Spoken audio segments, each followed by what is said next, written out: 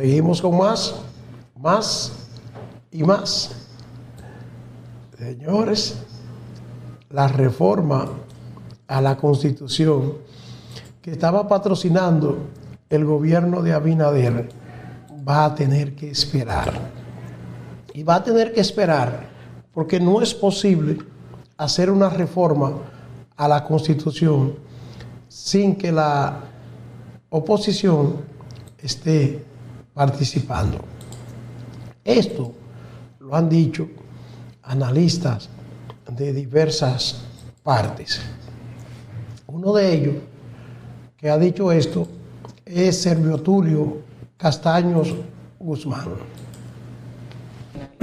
Su parecer en torno. Bueno, eso le va a crear un inconveniente al Consejo Económico y Social, que la oposición no asista a ese diálogo. Porque no es posible tú reformar una constitución si no se da un pacto político entre las fuerzas políticas de la nación. O sea, una constitución, para tú reformarla de manera correcta, tú tienes que contar con un pacto político, un pacto jurídico y un pacto social. Y evidentemente de que hasta tanto el gobierno no logre involucrar a los partidos políticos en este debate, evidentemente de que ese debate va a ser incompleto. Y hemos visto que en los casos en donde se ha impuesto una reforma a la Constitución sin tomar en cuenta a la oposición, hemos visto que inclusive el proceso ha terminado muy mal. Me refiero al del 2002 y al del 2015, que fueron propuestas de reforma constitucional que se impusieron. Las reformas constitucionales no se imponen. Se construyen sobre la base del consenso, no de la mayoría, pero sí del consenso. ¿Qué le sugiere a los partidos políticos, Servio Tulio, dado a que la oposición, el principal temor es que ellos dicen que no quieren que se les reduzca el 50+1 necesario para ganar en primera vuelta la presidencia en el país? Y bueno, el garantizó que los puntos que no estén establecidos en ese proyecto no serán tocados. Sí, el problema es, y ahí hay que darle la razón a los partidos de oposición, es que cuando eso llegue a la Asamblea Nacional, eso no hay quien lo controle. Ya quienes tienen la atribución para modificar a la Constitución son los asambleístas. Entonces ese es el temor que tienen determinados partidos políticos. Ese es un temor, que hay que entenderlo también. Por eso es que digo que antes de que real y efectivamente eso cuaje, digamos así, es bueno, yo creo que el presidente de la República, como líder de la nación, convoque a los líderes de los partidos. Quizás está faltando mayor explicación en esto. Yo veo que el debate inclusive se ha limitado de que a la independencia del Ministerio Público. Pero eso no es lo único que se está proponiendo modificar a la Constitución. Son 40 artículos. Y no hemos limitado a debatir la denominada independencia del Ministerio Público.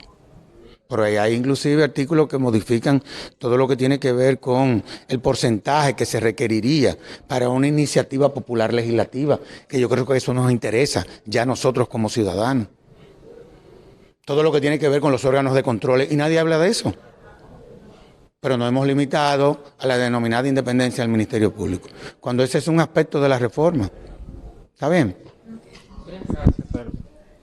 Bueno, señores, vamos a esperar a ver qué va a pasar con esto de la reforma. Sí, porque en el caso de que el gobierno decida seguir hacia adelante con esta reforma, se estará incurriendo en un grave error. ¿Cuál es ese grave error? Que se tratará de imponer. Y como ha dicho muy bien Servio Tulio Castaño Guzmán, una reforma a la Constitución no debe imponerse, debe crearse en la base de un consenso general de todas las partes del país que puedan participar.